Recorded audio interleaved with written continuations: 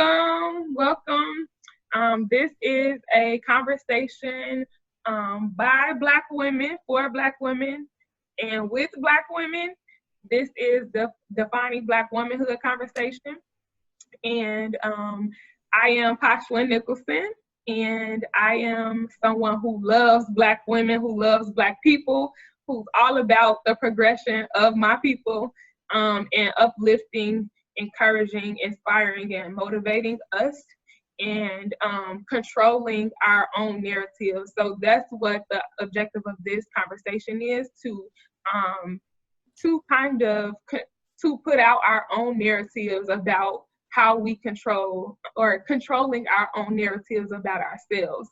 And so, because a lot of other people will do it for us if we let them. And so this is an opportunity to give Black women the chance to control their own narrative. And so I thank you all for joining me. I have two beautiful, powerful, dynamic women here today, and I want them to go ahead and share a little bit about themselves, and then we'll go ahead and get started with the conversation. All right. Sorry, a motorcycle just put up outside my window as soon as I want to introduce myself. So my name is Angell Howard. I am almost 42 years old. I'll be 42 in less than a month. Looking I'm a mom. wonderful. Why, thank you. You know, I do what I can. My shea butter, coconut oil, all that good stuff. Yes. And I'm a mom of a 15-year-old. A 15-year-old daughter, but I also have 4 bonus kids that I had the pleasure of helping raise. They're pretty much grown right now. And I'm married. I guess people say I'm newly married. I've been married almost 2 years to my amazing, fine chocolate man. And I am a person who has been divorced before. So divorced and found the love of my life after that. I work full-time. I work at Illinois State University. I am over professional development and staff training there. I also have a business that's called Necessary Change Consulting. So I do consulting work and justice and equity work within institutions, not-for-profits, businesses, organizations, all that good stuff. I live in Illinois. Well, I work at Illinois State University, so I'm in Illinois. And I think that's good for now, right? Yeah. And hi, I'm Katrina Hudson. I'm originally from Gary, Indiana, so I got to represent. I'm a mother. I have a 5-year-old, soon to be 5-year-old. She'll be 5 next week. And I'm also pregnant. So I'm 8 months pregnant. So I have 1.5, one almost coming. So both girls. So one 5-year-old girl and one soon-to-be girl coming. I've been married for almost 7 years. It'll be 7 years in October. And I was blessed enough to marry the perfect one for me. And right now I've been working in higher education. I work for Ivy Tech Community College. I'm the diversity lead for the Lake County campus, as well as I'm the director of an accelerated associate's degree program that prepares students to graduate with their associate's degree in 11 months and ultimately get their bachelor's in 3 years instead of a traditional 4-year track. I have a passion for diversity. I have a passion for just learning and educating Black people, Black women, mentoring. I've always loved mentoring young girls, and that's probably why I've had girls. But you know, that's me in a nutshell. Thank both of you all for sharing. So a little bit about what inspired this conversation and why I wanted these two beautiful dynamic women to join me in continuing the conversation is a film called Invisible Portraits. it's a documentary that was done by a Black woman, and a conversation came from that with other Black women in an intergenerational conversation. And so they were able to kind of write letters to Black women and talk about the challenges and how they overcame things and what we commonly face. And so that inspired Bianca Cotton, who then reached out to me to continue the conversation. And so then she challenged us to continue the conversation with our spheres of influence. And I had so many different women in my life that has helped shape me, helped me grow, and just impact my life in different ways. And these two beautiful women are two of them. So I wanted to figure out how to give a voice, give a platform to Black women to speak to these things. And I thought, what better way to have an intergenerational conversation? We have Angell, the pioneer, the trailblazer, don't take no mess, and just in grace, and does everything in grace as well, to kind of share her experience with us, as well as with Katrina as a younger mom, a younger wife, and who's also a pioneer in her own right, who's super passionate. This is my sister from another mother, so I definitely had to give her a platform to speak to it, because I see her mothering well, I see her wifing well, and just doing the things in her career, and just impacting other Black folks, so in a major way. So without further ado, we're gonna go ahead and get into this discussion. Let's get into this. My first question for you ladies is for you all to define Black womanhood and motherhood in your own words. Okay. You want me to take this one first, Angel? Okay. Go for it. I feel like Black womanhood and motherhood essentially is one of the greatest blessings from God. But when I say that, it also brings me to, there's a scripture and that says, "Too much is given, much is required." And I believe that's the case for Black women in general, because we were the creation of all mankind if we do the history. And so we had to be built to persevere through things. As women, you know, we serve as the backbone of our families, the nurturers, the prayer warriors, the improvisers, and so much more to it. And so, you know, there's many sayings, but basically, you know, we turn snacks into meals, we turn $1 into $5, and we do whatever it takes to survive. And I think it's just been simply planted into our DNA. And then the importance of Black womanhood and motherhood is so vital to the Black community, because we're faced with a different set of challenges. Based on, you know, the culture in which we live in America, if we speak from, you know, that perspective, we have to teach and instill in our children, you know, different survival tools in this society that lacks equity. And so we have to instill self-esteem and God and hard work and perseverance as early as a child can learn. You know, as soon as they're able to pick up on information, which is, you know, as young as being an infant.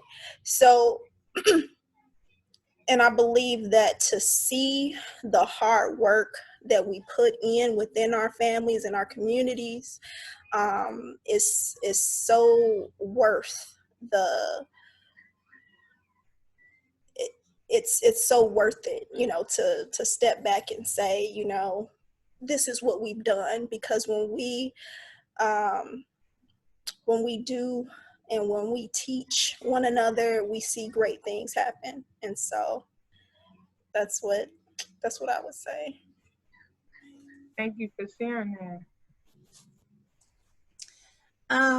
So when I think about, you know, even trying to define womanhood, I think about, you know, being younger and being told what women should be by so many people. And of course, you know, those descriptors are things that are that have to do with femininity and nurturing and emotional and all that stuff. And so growing up, you kind of think, okay, well, these are the things I'm supposed to be. Like, these are things that are supposed to be a part of me. But in watching my mother and watching my grandmother and watching the Black women that I knew them as strong. I knew them as powerful. I knew them as change makers. I knew them as, you know, nuck if you buck. Like, I knew these women as things that were not just these feminine words. And so that to me was kind of confusing, because I always heard things as if it was a problem with womanhood, as opposed to womanhood being exactly what it is. And don't get me wrong, I love men, I love my Black men, but if you want something done, you get a group of women together to get it done. And so that's what I saw.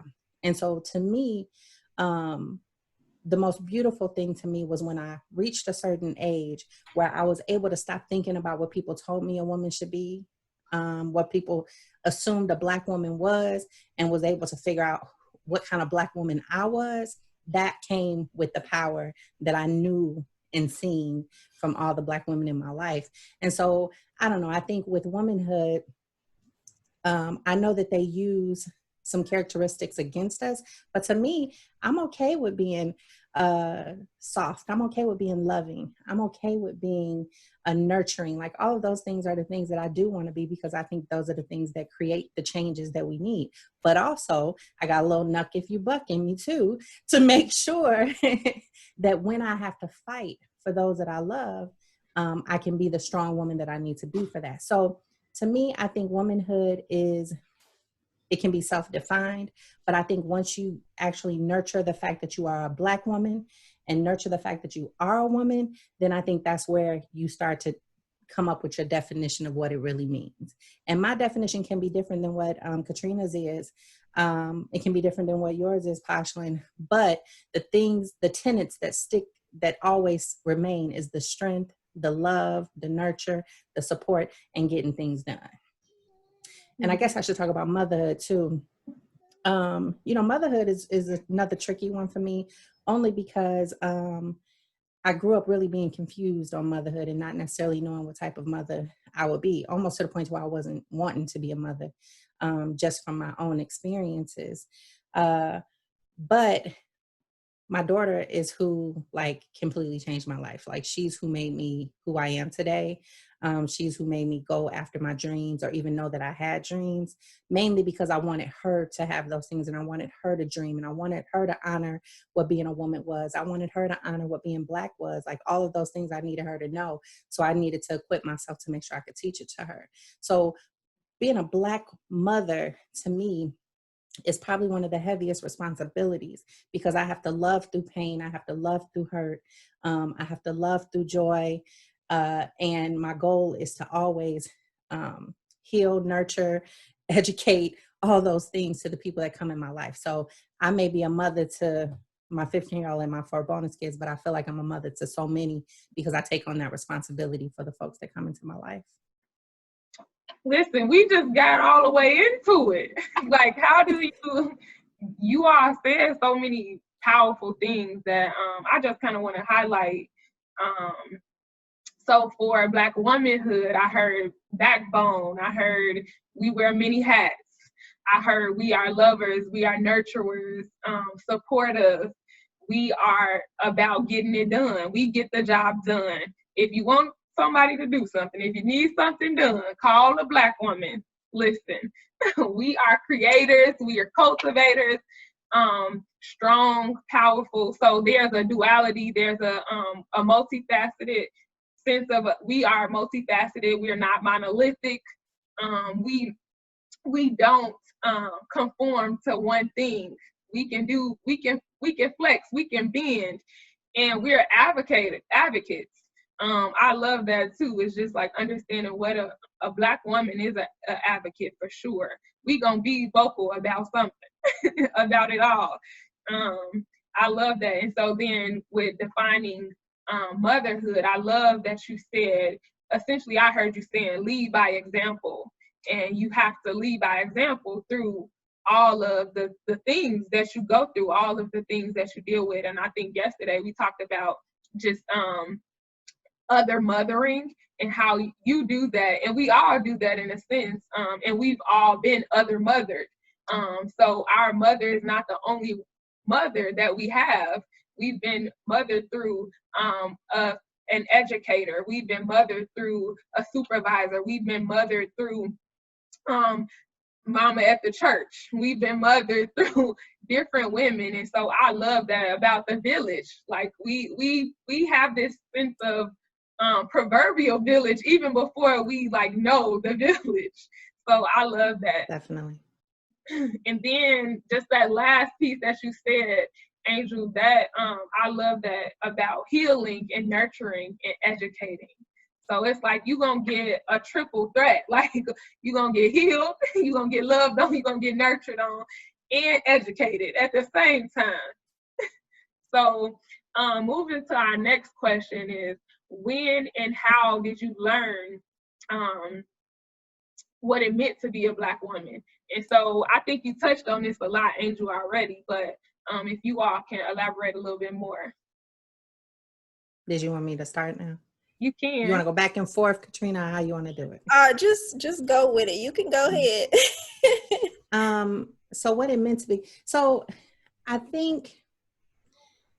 have to admit that I learned the things that were held against Black women before I really understood what it meant to be a Black woman. So I knew the stereotypes. I knew the things that folks said about us. I knew the boxes that we were put in. And so I think growing up, I really tried my best to go against those things, which I don't think is always the answer, because I shouldn't have a problem with some of those things. Like if you think what you call an attitude can be me just standing my ground. What you call, being emotional is me loving. Like some people just don't know what love is. And so they confuse that with being too emotional. Or like me, I'm an empath. So things like that are like comes natural to me to really care about stuff like that. So at first I spent a long time fighting against the things that they told me were our weaknesses, even to the point to where I remember when I was dating and things like that, somebody wanted to pull a child for me. I'm like, no, I could do that. I'm an independent woman. I could do this. You know what I mean? So I tried to be this role that really wasn't me, but I didn't want you to think that I was who you assumed I was.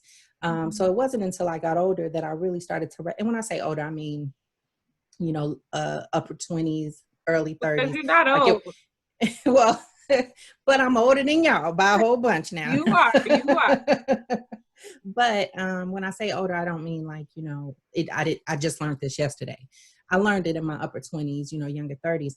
But I learned that, I could embrace those things. Like I just needed to make it my own. Like I needed to also know that I wasn't an angry Black woman, that I was a passionate woman, that I cared, that I gave a dang about what was happening around me. And so I had to define that myself and educate myself to know that I could go against that. I didn't have to go against who I was to go against the stereotypes.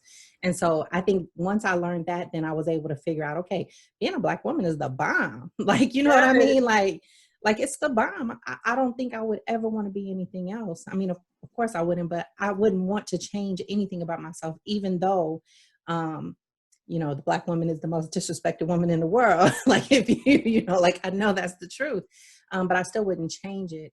But it took me having to get over what people thought in order for me to actually figure out the type of Black woman I could be, and that could come with strength and power and emotions and love and all of that stuff at the same time. So yes, I think I answered it for you. Yes, you did. Yeah, you hit a lot of points that, I completely agree with as well. For me, I kind of learned as I went because I had, various examples throughout my life in different time periods. But I feel like it didn't hit me until my mid-20s. I didn't say my age at the beginning, but I'm 32. I'll be 33 in December. So into my mid-20s, and I say mid-20s is because that's when I was faced with the most obligations and responsibilities as you're adulting, so to speak. That was my, 25. That's when I first got married, and, you're living completely, on your own, building your own family. And then once I had my daughter, that added a whole new set of obligations and responsibilities, because now, I'm not only a woman for me, I have to be the best woman that I know how to be, that I can be, for this being that I created. Because ultimately, I have to lead by example, like you mentioned, Angel, with the first answer. So, that's when I realized this is what being a Black woman is about. Learning, it's like lifelong learning. You take your experiences, and what has been instilled in you from different people, and you apply it, and you walk in it, and you live it, and you just continue to do what it takes to make things happen, to make things work. And so that's when I first, when it hit me, okay, I'm a woman now, but not only that, a Black woman. So.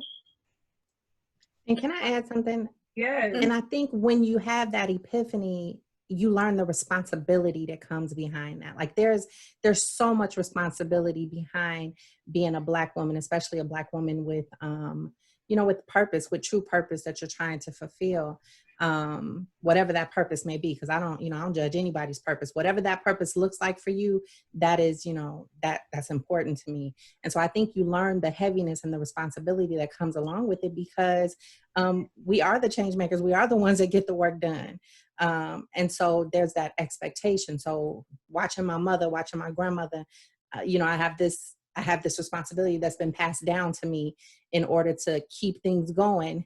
And then I need to pass that down to my daughter in order to keep things going. Because if we stop that, then what? At this point, I would be very afraid of what would happen if Black women stopped giving a dang. That's good. That'll be a sad day. I'm telling you, this world will be in That'll shambles. be a sad day. Shambles. We think we living in the end times now, but listen, it's ugly. So a lot of what I heard y'all saying is just you have to learn yourself first. I think you spoke a lot to this, Angel, learning yourself first, and then learning what works for you, and knowing how to decipher what works for you and what does not, and being honest and accepting who you are, and then knowing how to defy and how to divorce and reject other people's labels and other people's perspectives and opinions and the way they live and how they want to basically categorize you and keep you in a box and think and tell you what you should be doing and what you should not be doing. And so just once you get that understanding and you move into owning who you are, you're freely able to reject other people's opinions and perspectives and things like that. So I love that. And the responsibility piece is real. I think, Katrina, when you was talking about how you got to a stage where you were a wife and a mother, then that's when you fully learned it. That's when it got real for you, basically. Oh, this is what this is. So I want to kind of dig into that, unpack that a little bit. What does it look like for, this was not one of the questions, but it's kind of, I'm woven it into the question. I asked you all how has Black womanhood evolved over time? And y'all both kind of alluded to that, but how would you say the responsibility has evolved and how it has impacted you?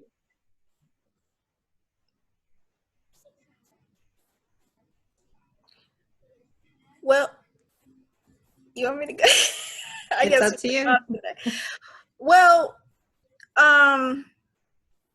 it definitely has evolved. There are some core, fundamentals about being a Black woman that will never change, regardless of what century we're in. But things have evolved in a sense that, we do have more opportunity than we had in the 1920s or 1960s. Right now, we're the most educated people in the US, Black women. We're business owners. We, have more higher level degrees, and it's that component has changed and evolved in terms of that opportunity. But what I believe has stayed the same at the core is the themes that we've talked about from the beginning, being that that backbone, that nurturer, that person that's gonna make it happen. Regardless of the decade we're in, I think that's something that will never change because of the importance we have for our community, our families. And yeah, that's what I believe in. And I think, regardless of the time, for me personally, prayer is going to be essential for me to survive. And I think that was something essential for the ancestors before me. But yeah. So how has Black womanhood kind of evolved? Well, one, I do want to say, Katrina, because you said that we are the most educated right now. I think we're the most educated right now on paper, but I would argue we've always been the most educated. You ain't gonna tell me that the person who figured out that greens tasted good with some pork in it wasn't educated. You're not gonna tell me that. You know what I'm saying? So if we can make chitlins taste good, that's some chemistry stuff right there. So don't tell me that we wasn't in the STEM fields back in the day.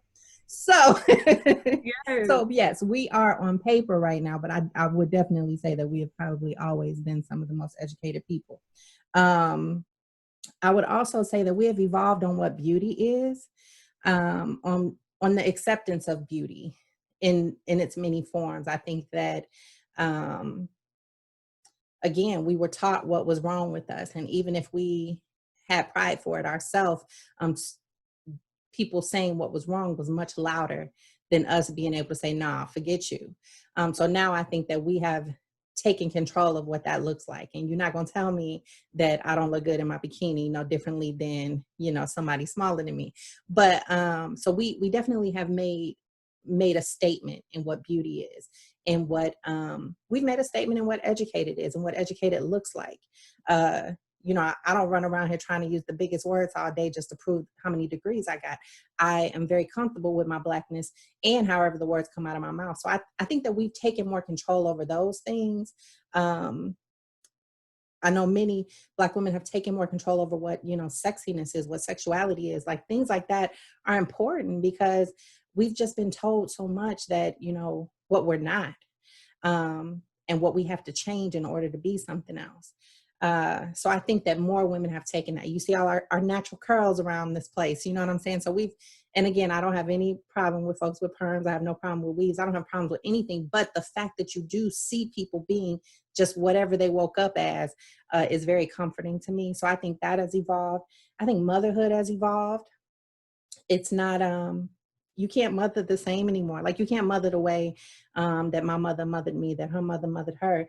Like, that has to evolve along with the years and along with the times. Back in the day when my mother didn't want me to watch something on TV, she was able to turn the TV off. She was able to take the computer, we didn't even have a computer when I was younger, but you know, she was able to take those things away and keep it away from me. And so that was a way of raising your kids to keep them safe. It's not that way anymore. I can take whatever away from my kid and she's still going to see it. I remember a few years back, I think she was like in 5th grade, and she was in the back of the car, and like the regular radio was on and some rap song came on, and I wasn't listening to rap up in the house, you know what I mean? And she knew every single word. And I turned around like, where did you hear this? She said, oh, they play it on recess. Do they?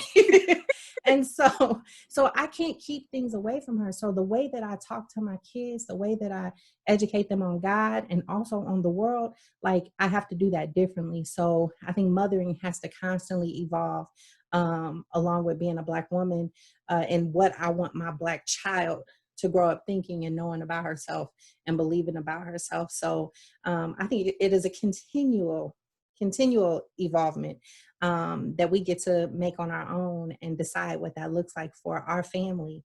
But yet it still mixes together very well in this beautiful pot of just, you know, melanin and shea butter and coconut oil and all that stuff. Dripping, honey, dripping. Dripping goodness. Dripping melanin. And I would just say, you know, it definitely makes sense.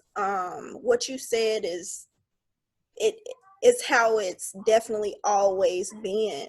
And then I know our daughters won't be raising their children the same way we did, because, you know, technology and life and everything that comes with what the world has what the world has for us to grasp, you know, and it seems like more and more information is being accessible, you know, every you know, every time you turn on the news, there's something different that's going on. And so it's just something that will always evolve as time goes. Yeah. So. Agreed. So this concept that Black womanhood has evolved because Black motherhood has evolved. What do you all like? How it's connected? Like one can't evolve without the other. Do you think that one is predicated on the other as far as one leading the other? So did Black motherhood evolve first? Did Black womanhood evolve first? Or what do you think they kind of go hand in hand? I think it goes hand in hand in a sense because it takes a village. I know many people who they may not be mothers, but they mother. And depending on when you had children, it could be on the case to case. You may have been a woman first before you experience motherhood in that sense. And so it can vary. I don't think it's it can be a one way answer. But yeah, that's how I would. Yeah, I think it's different. It's case by case. I didn't interrupt you, did I, Katrina? I'm sorry. No, I was done. I think it's case by case. I think I was a mother before I really understood what kind of woman I was. Mm-hmm. And so I was trying to be a mother without having the tools or the knowledge, or all I had was the way my mother raised me. And don't get me wrong, I love my mother to death, but my mother was a very stern and strict. And, you know, if I was crying, she like, you stop all that crying, you got to get up and keep it moving. And so like, that was kind of the things that I brought into being a mother. And then I was raising children that I didn't give birth to.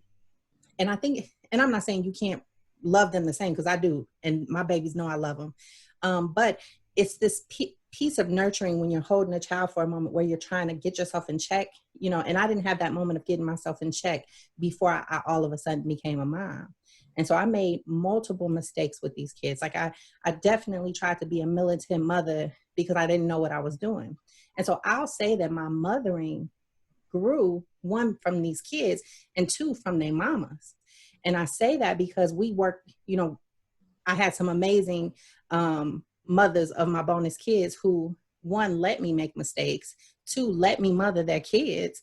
And so I learned a lot from watching them, and I learned a lot from my mistakes. Actually, when I had my daughter, and she got older, because I had started changing right before I had Amazing. And I went back to the moms and I was like, y'all, I'm sorry. Like, I was tripping. Like, I was so tripping. And I apologized to them, because it wasn't that I was mean to the kids, because again, they love me and I love them, but I was strict and I didn't understand some things about mothering at all. And so I think that I evolved as a mother as I evolved as a woman at the same time. And because of mothering being so important to me, I knew I needed to be one heck of a woman to do what I was supposed to do in that role. So I took that role very, very personally, and I took it as an obligation. And speaking about the mothers, shout out to Holly and Sarah and Yolanda if they watch this. But, you know, they were women who really, I won't say they always liked it, but they definitely allowed me to grow up being a mom to their children with them. And so I truly appreciate that. And that I do equate that to pieces of me being a woman and who I am today. That's good. That's rich right there. Mothering before you were a mother. And I think, like, even just not necessarily being a wife and having stepchildren, but even being a godmother or being an auntie, being an educator, things like that. We sometimes mother before we even know womanhood or understand womanhood too. So it's kind of like mothering does kind of develop us as a woman too. I would even just speak to, like, as you were talking, I just thought about, like, my childhood and being a child or a teenager and being responsible for my younger brother and my nephew.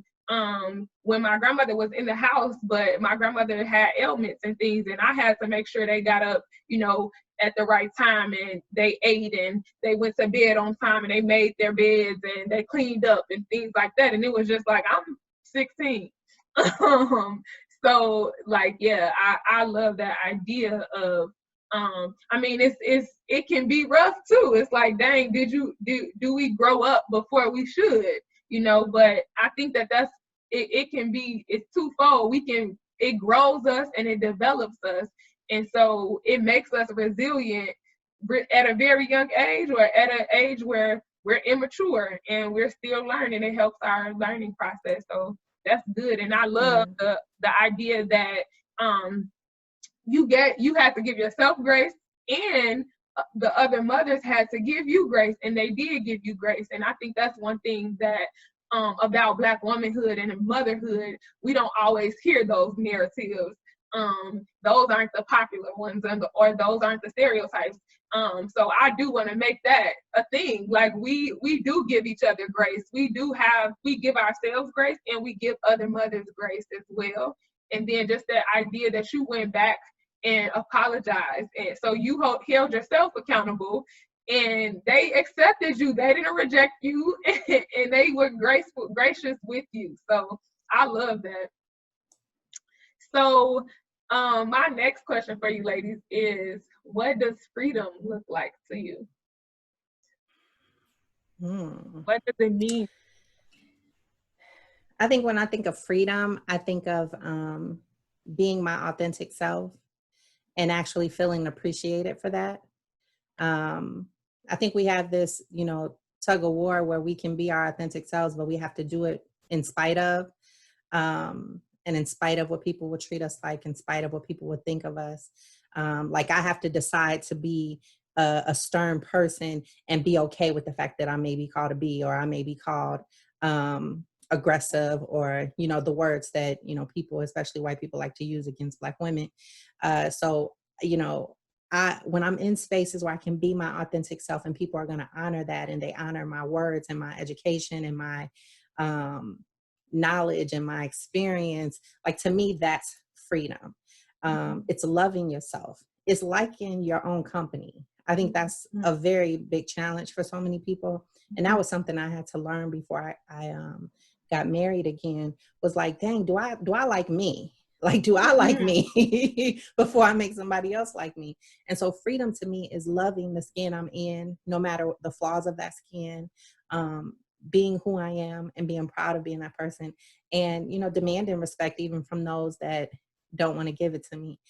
So to me, those are, you know, free to love. Love is free to me. Like, when I love people, when I'm able to give them those pieces of me in whatever role they're in my life, like, to me, that's freedom and that's power, and that's something that somebody can't take away from me. So yeah. I loved it. Yes, girl, you hit it. I agree. You know, it's being able to be you. You know, I shouldn't have to code switch in a meeting, you know, when I'm at my job versus when I'm at home. I shouldn't be, you know, ashamed or to wear my hair a certain way, or not be allowed to wear your hair a certain way. And then, you know, in addition to that, when I think of freedom, I also think about the access to opportunity. You know, we're still living, you know, in a society where, you know, people who are not us, they're like, everything's equal, it's the same, but we know, you know, equality is not equity. And so, you know, that is a part of that freedom to me.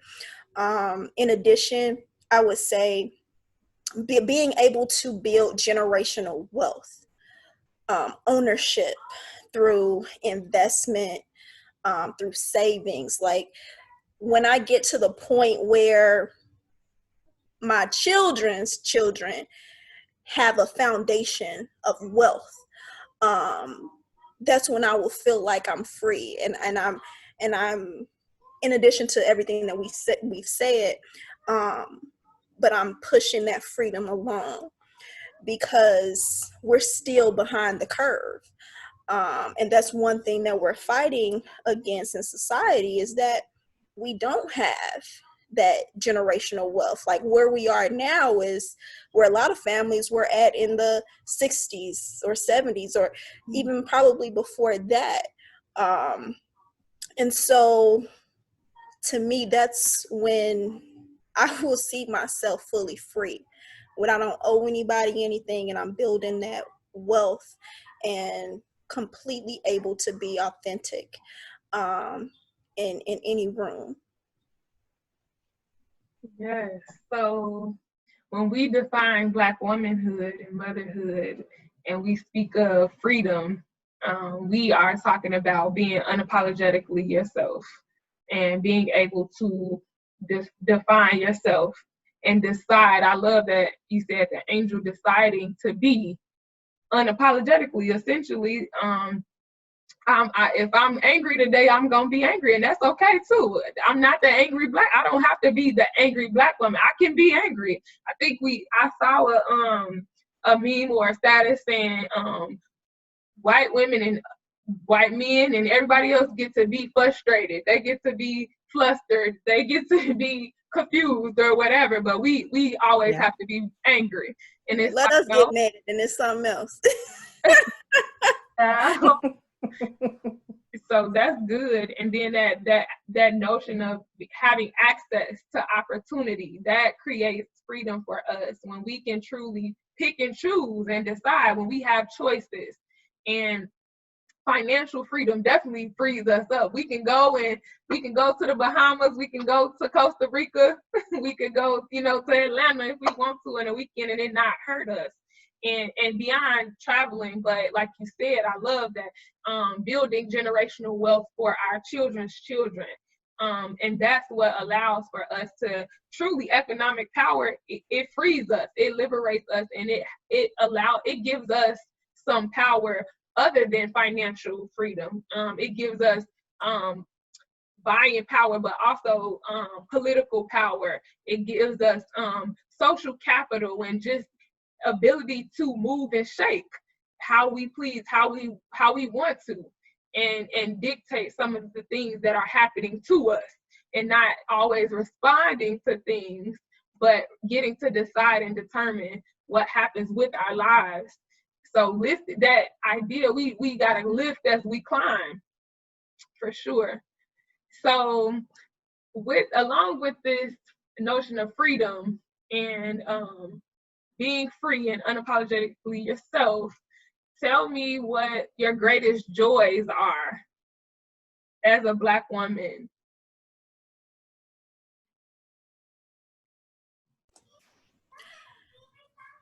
For me, I love my family. I'm just truly one of those kind of family oriented type of people, but to see what my husband and I are building in terms of our family and what we are instilling, and I just think it's nothing like having that dynamic of Black excellence. And I get so proud when not just my family, but when I see other women and other families just doing it, doing great things and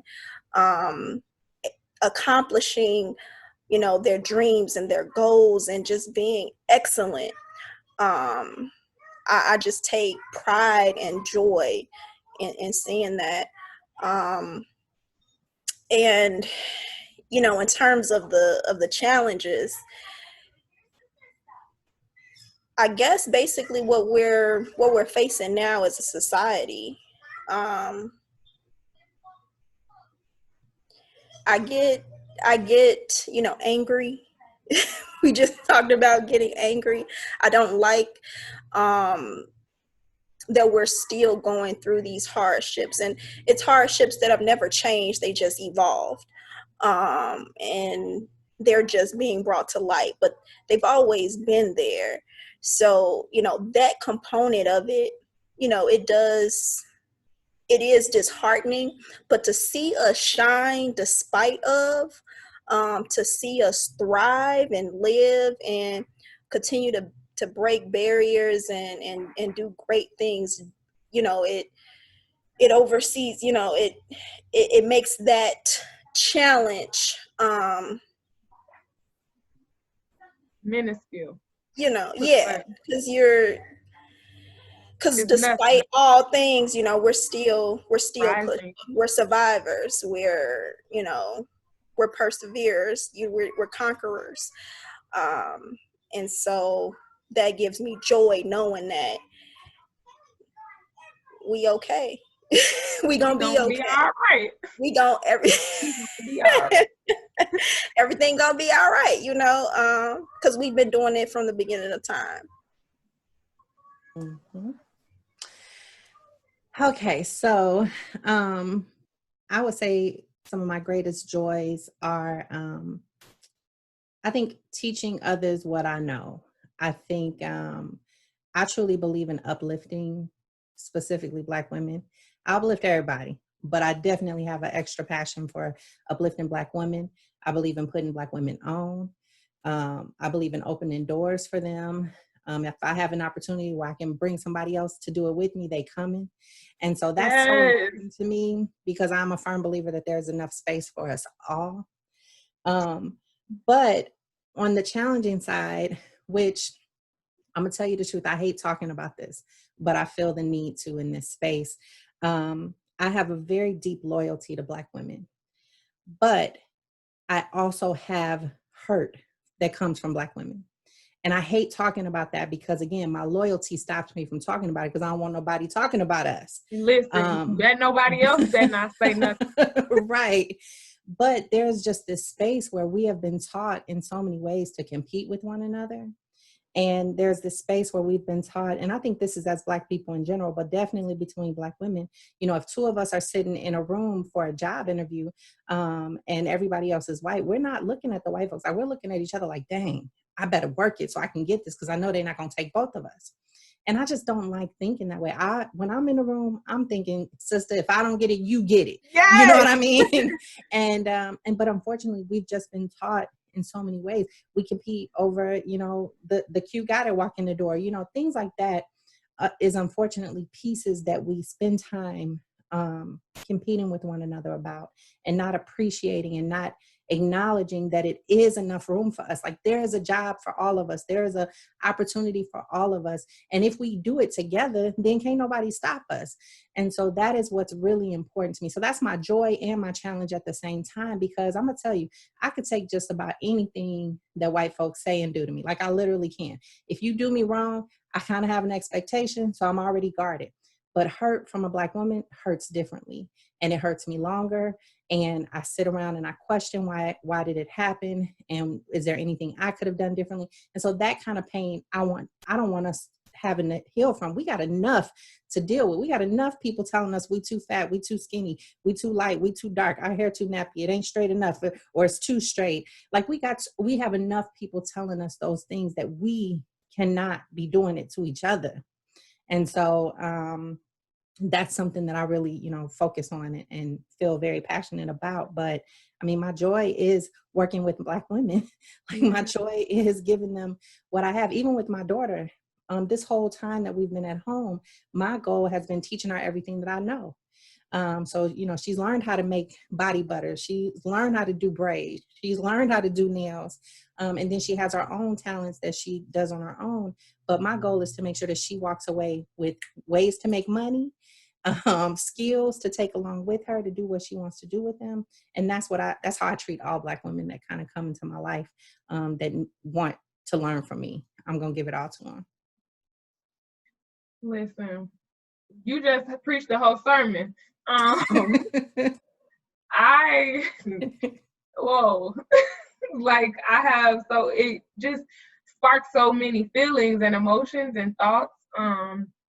But I'm right there with you. Like, I really struggle when I see us not diminishing each other and not uplifting each other. So I do make it my mission to, whenever I'm in a space with, especially someone that I don't know, sis, your hair is popping today. Like, I'm feeling these curls. And just even like in that example that you gave, I have been in that type of situation. Real quick story, I was going for a position at ISU, and another one of my Black sisters was going for the position. And I literally was walking up to her and telling her, like, I'm applying for this position, yada, yada, yada, so excited. And she tells me, oh, sis, I applied for the same position. My immediate response was, sis, one of us gonna get it. So if I don't get it, I hope you get it. And it was just beautiful. Like, I didn't feel no competition. I'm like, what's for me is for me. And so I want sis to be in a position if I'm not in it. And so I'm going to pray for one of us. And guess what? Sis did get the position. So, and I got a position that's for me.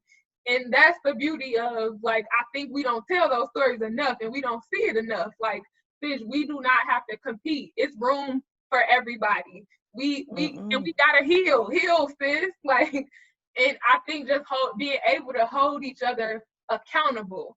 Like, when we see and hear sideways stuff, check it. In love, of course. So that accountability is real, but the affirmation is real too. Like, we can affirm each other. So I love too the idea that you are passing on. Of course, you're going to do it for your daughter, but I see you doing it for more than just your daughter. So we need each other. We are our village, and we can just be so much greater and so much more impactful and effective when we are sharing resources, sharing opportunities, sharing what we know. And so, listen, we don't get to where we are without the woman who has came before us and embraced us into our next.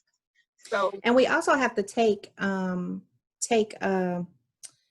not criticism, but we also have to take reprimand, and we have to take that. Like, for me, if I see something out of order, I'm not going to do it to you in front of the world. But guess what? When we get behind that door, I'm be like, Poshlyn, what was you thinking?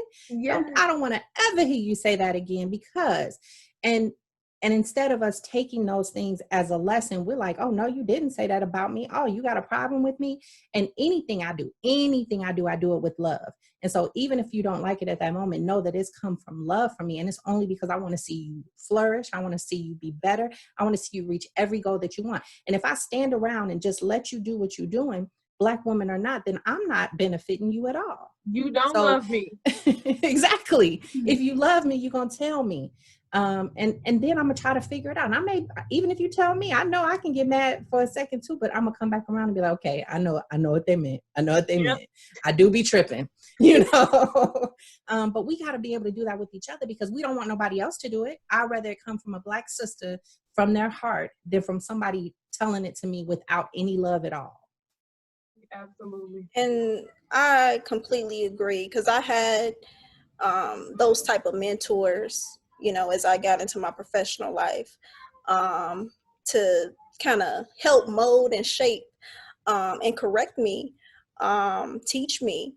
And through that experience, with my current occupation, I've been able to mentor young Black lady, young Black girls. So, from teenage years.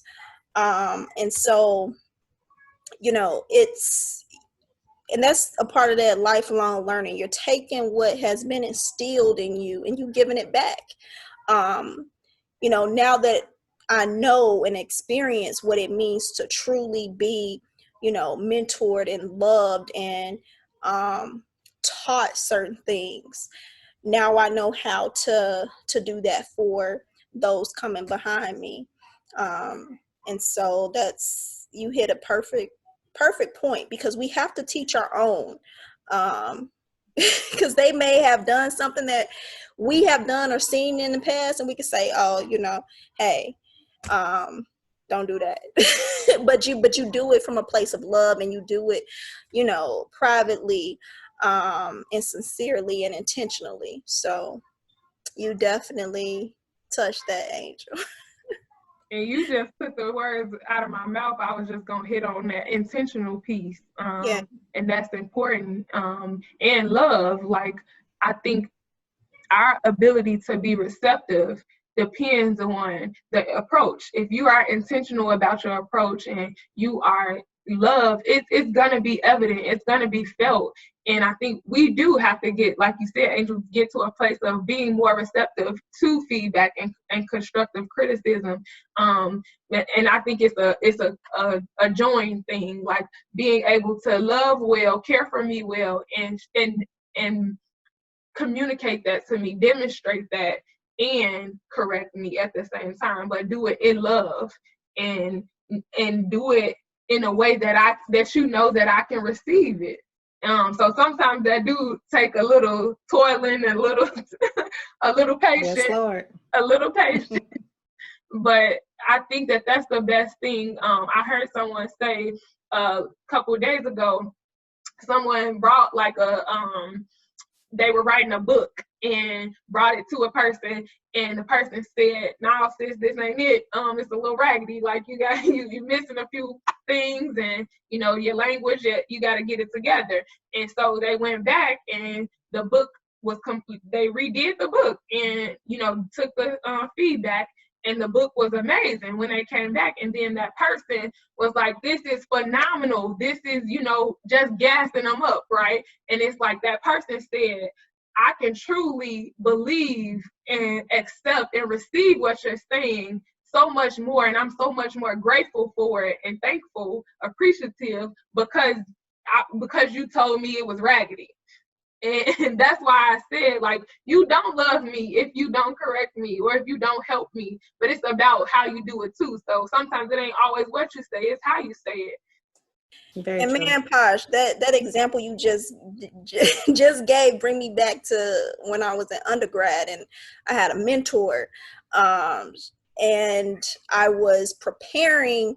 I don't know if you guys, you've heard of Ronald E. McNair Scholar, but it prepares you for grad school. And so I had to write, a mini baby dissertation. And it was my first, huge, writing experience. And man, she really, helped me, and it really molded me to become ultimately a better writer. That experience of her saying, look, this is not going to work, but this is why, and this is what you should include, and this is how you should explain yourself and your thoughts. You can't always write how you talk. And so that experience it changed my life for the long run, because in almost everything we do, we have to write. But that just reminded me of that experience. Yes. And I want to say, just being two grad students, two products of ISU under the tutelage of Angell, soon to be doctor. Yes. Doctor. And so we definitely had some moments where you had to reel us in. So I'm so appreciative to you, because you've been super instrumental in my growth as a professional at ISU. Yeah, and I remember times me coming in your room, in your office. Let's shut the door, Angell. And see, to me, those are my those are my joys. Like, that's what I want to see. And I don't do anything for anybody to thank me. I thank y'all so much for saying it, because it is important for me to hear, because it means the world to me to hear it. But I don't do it for that reason, because I just want to see y'all do good. And me being able to watch and see y'all, build and move from the jobs that you want and doing the things that you want. Even you doing this doing this, I want to say podcast, but video podcast. Like, stuff like that is important to me, just seeing the growth in y'all. And that means the world to me. I'm gonna tell you, it lights me up. You like lit the way. So I want to be cognizant of our time and kind of wrap up a little bit, but I do have maybe like one or two last questions. So could you all tell me maybe one gem, drop a gem that you would share with the younger women, or just the women coming behind you, whether it's your daughter or for your daughter and us and Angell, and then just the women that are coming behind you? So I love talking to younger women younger than me, or women that have been divorced, or women who are single. I love talking to them, because my time being single, between being divorced and getting married again, was like the most eye-awakening time for me. Like, I experienced things that I'd never experienced before, but it was only because I took this journey of, one, forgiveness, two, healing, and three, just really loving myself, like learning to love me, because I recognized there were spaces where I didn't like myself very much. And it showed through my relationships and my experiences. And so I always tell folks, I don't really care how old you are, to take that journey, before trying to figure it out with something or someone else. Really figure out who you are. And then I also tell women all the time to preserve the things that you have full control over. And so that means, I'm a Christian. I love the Lord. I teach the Bible, and I do talk about, saving yourself sexually, but I also teach it in a way of saying, preserve yourself. Like, you have control of that. That is yours. And once you give it away, you can't take it back. And so I talk to women just about making sure that you are in a place where you're able to give that away. And it's a very hard place to be. Like, you need to love yourself. You need to have honor for yourself, respect for yourself, and the things that you're doing it because you want to. And so I tell people, just anything that you can preserve that you have full control over, do that. And then make those things the best that they can be, so that when it is time to share it with someone else, it is the best product that you have. You know what I mean? Your mind, your body, your soul, your mental health. And I'm not saying you got to be perfect to fall in love. That's not it.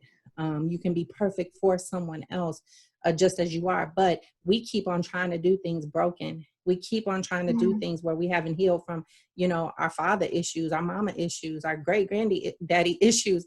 Like, when you still harboring all of those things, trying to enter into something to be healed by that is never going to do it. So I just tell people to really focus on loving yourself and healing mentally, physically, financially, build your body to withstand whatever comes its way, and then focus on giving that to someone else. So yeah. Powerful. Very, very, and very similar to what I would leave. Self-love is truly essential to just being a person, you know, but definitely being a Black woman in this society. Growing up, there were different times when I had low self-esteem in different areas, whether if it was a physical one or different areas of my life. And so when I became a mother, you know, I said, you know, there's certain things I want my baby to be instilled with as soon as she knows how to talk. And so, and this is also something that I do with students, because a lot of times they don't do it. And that is having an affirmation. I think affirmations are truly important to building your self-esteem and your self-love and your self-worth and your confidence. And so when right before Nia started going to school, so preschool, so 2-3 years old, I wanted her to have confidence going to school. And she got it, honey. I want you to walk in that building and have your head high and already have certain things instilled, because at a very young age, somebody can say something to you and it just breaks you in some way. But when you have that affirmation and when you have that self-love, regardless of what someone says or thinks of you, you know your self-worth. You know you are beautiful. You know you are brilliant. You know you are amazing, and whatever adjectives you feel like you want to be. And so at a young age, you know, I taught her, and she's 4 now. But I'll say, Nia, say your affirmation. And she may switch it up. So one day she may say, I am brave, I am intelligent, I am smart, I am beautiful, I'm a young Black queen. And I always throw that in there. You are a young Black queen, because I want you to be, you have to be comfortable in who you are and what you bring into this world. And I do that with young students that I mentor, because a lot of them, you know, are broken. A lot of them have low self-esteem. And so it's just all about building that up.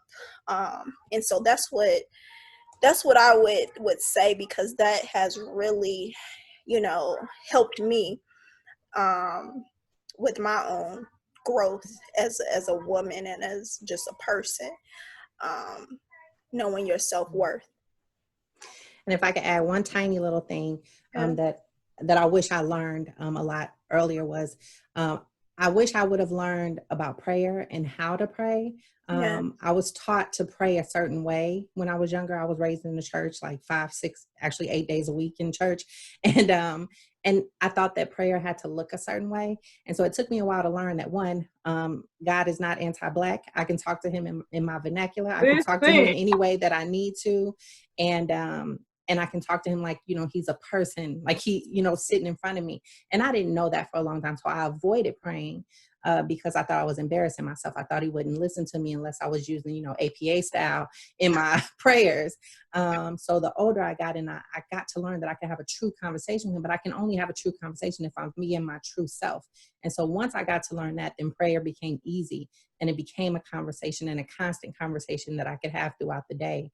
So I tell folks, younger folks, that all the time, like he ain't got no problem with the way you're talking. Like, just talk to him. That's it.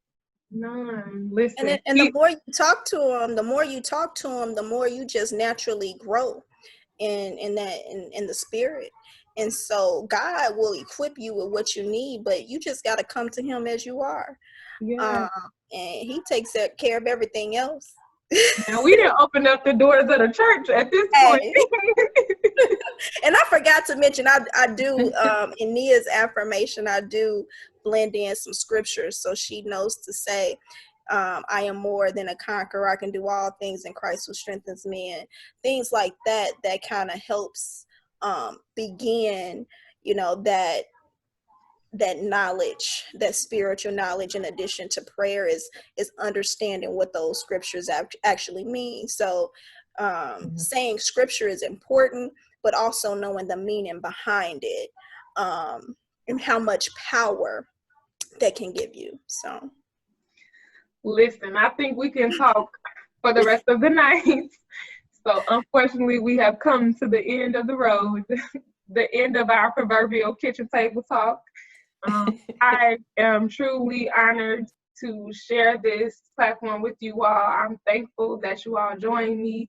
Honestly, like, I honor you all as mothers, as wives, as pioneers, as trailblazers, being unapologetically yourselves. So thank you for joining me. And I want you all to share any information, contact information real quick with the audience, if you want. Well, y'all can find me on any social media as Angell Howard, Angel with 2 L's. When it comes to emailing or any of the work that I do, or the speaking engagements that I do, you can look for Angel at necessarychangeconsulting.com. And that's, again, Angel with 2 L's.